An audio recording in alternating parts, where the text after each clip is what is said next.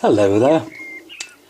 While I've been doing videos mainly on metal detecting, I've realised that lots of the people who view my videos, they're into a lot of other things like caving, potholing, climbing, walking, and some into geology. So I used to be a geologist. I had a specimen firm when I was younger, and I've still got one or two bits left that might interest you. Now, I brought these back, and a lot more, from North Africa when I was younger. They're called geodes, and they're agates, but they're hollow inside, and if you're lucky enough to break them and it stays in two pieces, you'll find that inside is full of the most beautiful crystals imaginable. Look, absolutely beautiful, sparkling snow white crystals, and fits perfectly on the other side. Now, I got these in North Africa, bordering on the Sahara Desert. Now, most of these geodes, I'd say 99 out of 100, they didn't have this. They just had horrible browny yuck inside them, which was just a shame, really. I had some friends in Tangiers who thought of an ingenious way of using up all this useless material. So all of a sudden onto the market there appeared these fabulous geodes. Whoa, shining black, black bright. And the galena, the lead inside. But the secret is, these were horrible, useless geodes, and my friends chopped up lots and lots of galena.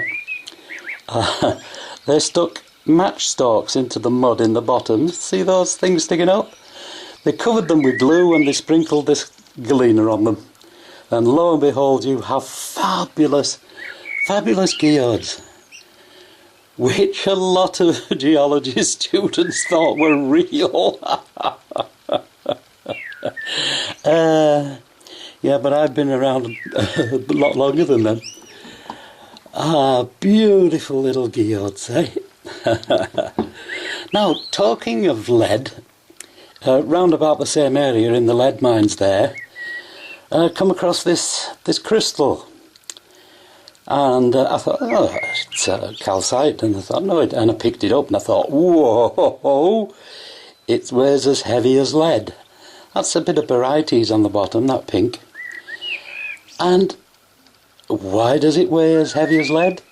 Because it's lead crystals. These are cerussite, lead carbonates. And my goodness, they are unbelievably heavy. Now, staying in North Africa, well, no, let's come back to this country. You see this? This vase. In the Yorkshire Dales, up on Mallandale, there's a calamine caverns where they mined calamine. And it was called Pike Door Caverns. And some of it came banded like this. And I picked this up in a flea market one time for 50 pence. It's zinc carbonate calamine. Rare as anything. And in that size in Britain. Wowee. I love that little vase. Zinc carbonate. Now I'm in Tangiers and I'm minding my own business, waiting for the plane, going out that evening. And I'm wandering round little antique shops, and high up on one of the shelves, oh, now that, look, a huge stone tray, a bowl, fruit bowl, and it's carved out of calamine, zinc carbonate. Absolutely gorgeous. Everybody else thinks it's a bit of rock. But I've never seen one like it before, and I doubt I'll see one again. That is one fabulous bowl. Now, I don't know whether to stop here or to carry on and show you some other little odds and sods.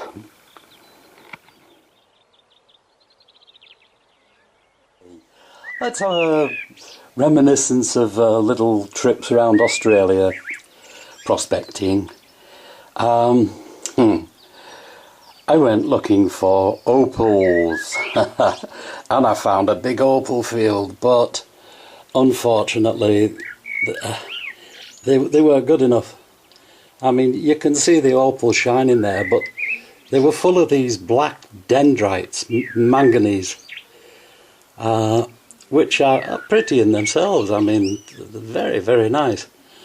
But it was just opal, it wasn't precious opal, there was no fire in it. So I got a load of this, but I didn't make a fortune. I went gold mining, and here's something you don't see very often. Now I've lacquered this because that's gold. Here, these are gold flakes on the top. Very, very rare you can actually find gold as gold. But people were going, oh, that's nice, and trying to rub it off. So I lacquered it to keep it in. But that's real gold, and that's what it looks like. Little tiny flakes. Most of the time, I will repeat, you can't see anything in the rock at all. At the gold mines there, Southern Cross I was working at, you dug out tons and tons of this rock, took it down the crusher, and they crushed it up and then treated it with cyanide and stuff, and then they finally got some gold out. But that little souvenir, I keep these things, look, reminds me, yeah, I did find gold, not just in coins. This,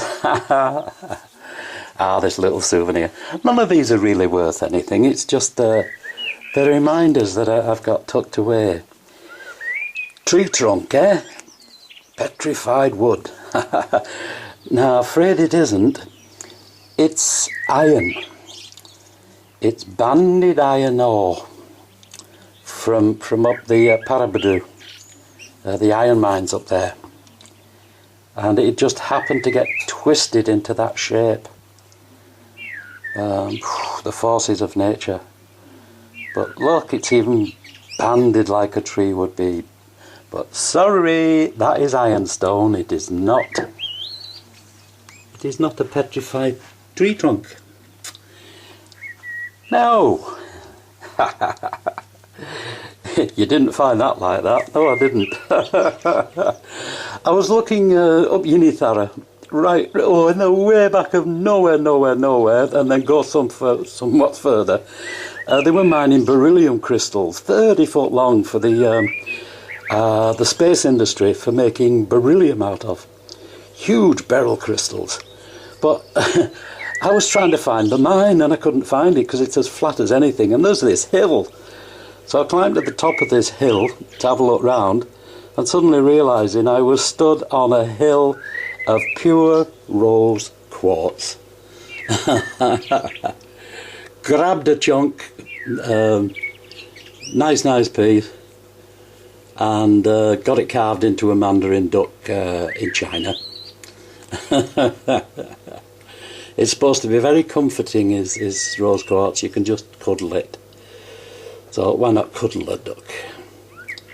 So that's a few of the little exploits from Australia. So let's get on to something a little closer to home. This is soapstone, and people say a thing's valuable. With natural gemstones, the colours vary a lot, so it's like diamonds. One diamond's worth hardly anything, another one's worth a lot of money. What you look for in natural gemstones if you're carving them, because I did a bit of carving in my time, lapidery.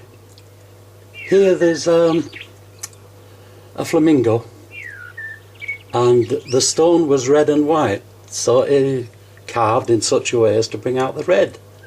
And then, I mean, to me that makes it, and that's why I keep it. Rhodochrosite, again. the base was pretty grotty, you know, on the bottom of it, but there was this layer of really nice bright going through, so carved it in such a way that the pink, you know, like a cameo, that the pink stayed behind, and it turned it into something rather nice. I like that. Now, oops, a daisy. Okay, it's fluorite, you can tell that by the crystals on it.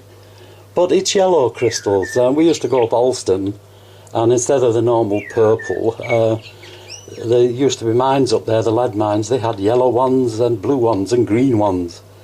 And the yellow is quite, it's quite rare actually. There's a nice little bit of gem quality there for carving into a stone if I ever get round to it. And then the piece de resistance, Egremont iron mines up in Cumbria. These are tiny little pink fluorites, and they're on hematite, look, iron ore. But I was just sorting through what I'd collected, and I thought, oh my goodness, look at that. That is my dog Toby. I had a dog called Toby then, and he used to sit up and beg just like that, and wonderful. I was offered a lot of money for that in Ida Oberstein in Germany at the gem makers, but I'm not parting with my Toby. He was our first doggy. Isn't it real? Don't just go detecting, looking for coins. I've been searching for things all my life, fellas, and I've got some really nice little souvenirs. And they're unique. That's the nice part about them. Right, I've got one last thing to show you. Afghanistan. Well, Egypt. You know Tutankhamun and his mask, and all the blue in it is lapis lazuli. Well, the Egyptians, they go crazy for lapis lazuli. Everybody wants it if you're an Egyptian.